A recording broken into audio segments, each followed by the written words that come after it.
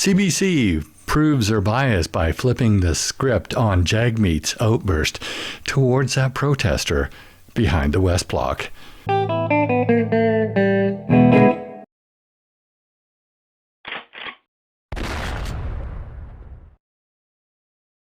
Hey everybody, welcome to my channel. I hope you're having a great day.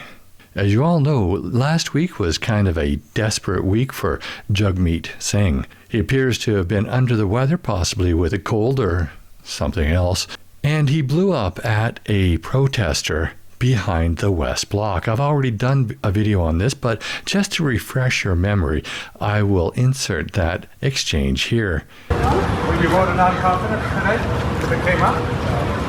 Corrupted bastard. Want to say something?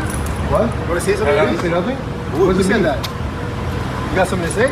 I didn't say corrupted bastard, but I said... Is that what you said? No, I did not say that. Who said it? Somebody behind me said that. Was it me? Was it you? No.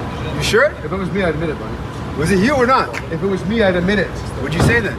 I didn't say nothing. It wasn't me. It was a gentleman behind me, I guess. Who is it then? Point it out. I have no idea who it was, buddy. My word. You sure it's not you? No, 100%. You're a coward. You're not going to say it to my face. That's what's up. Say what? If I said something like that to you, I'd admit it. All right. Now, I asked you if a confidence vote came up today. With that aggression, is that why you're choosing war with Russia? Now, I don't know what you picked up from that exchange, but what I got from that exchange was that Jagmeet was the aggressor. Now, you might say, well, the protesters were, the hecklers were, but they weren't being physical and they weren't being violent.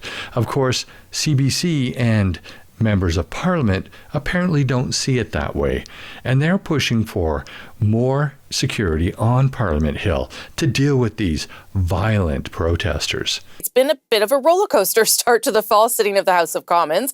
Already in the first week, we've seen a by-election upset, election speculation, lots of political posturing, and a security incident when NDP leader Jagmeet Singh confronted heckling protesters on Parliament Hill. Now, MPs are calling for increased security, some saying that they simply don't feel safe on the Hill. Some of those calls include re-establishing a greater RCMP presence. Assistant Commissioner Michel Paradis, thank you so much for being here. I want to start with the video of Mr. Singh. I'm sure you've seen it. It's kind of gone viral. Being followed by those protesters, then turning around and confronting them. What did you make of that encounter when you saw it?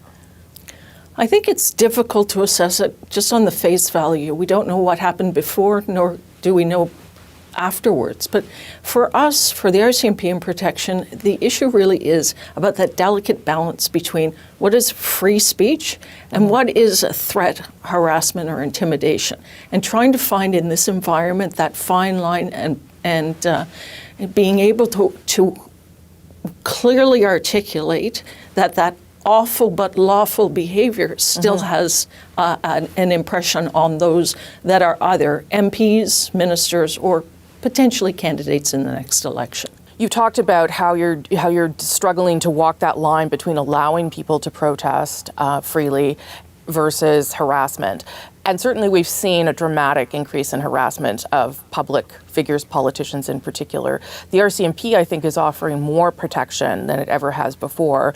I don't think that Mr. Singh at the time had RCMP protection. In the past, Leader Singh has had protection, and it ebb and flow based on the threat environment, what we're seeing. As you know, this has sparked a whole conversation about security from MPs. The Liberal MP Pam Damoff sent a letter to the Sergeant-at-Arms saying that the level of harassment towards parliamentarians and staff is increasing, and she doesn't find the security acceptable. Now, I realize I'm coming from a background in policing where people are always mad at me and swearing at me and being aggressive towards me, but come on. This incident is not a threat to a politician. This politician was more of a threat to the protester. And Pam Damoff is, well, she shouldn't have been in politics to begin with because she doesn't have thick enough skin to handle situations like this. I think we should look here at the type of language that Pierre is actually using, and then we'll talk about just whether or not people should be afraid of it. It was a big Hollywood production in which he announced the end to the carbon tax coalition, but it was all a lie. Jagmeet Singh is a fake, a phony, a fraud, and a liar. And the people of Canada cannot trust anything that he says going forward. Now, I don't know about you, but to me, that's pretty soft language for a politician. And he's talking about another politician, a politician that a lot of us don't think very highly of. Politicians are used to being criticized. This isn't new to this political cycle. It's happened for years, for decades, for centuries. Politicians will be the target of a certain type of language. So long as that does not involve threats or encouragements of violence, it's something that the politicians just have to be able to put up with. And if they don't have a thick enough skin, then they shouldn't be in the game. But that's just my opinion. I'd love to know what you think. Put your comments down below.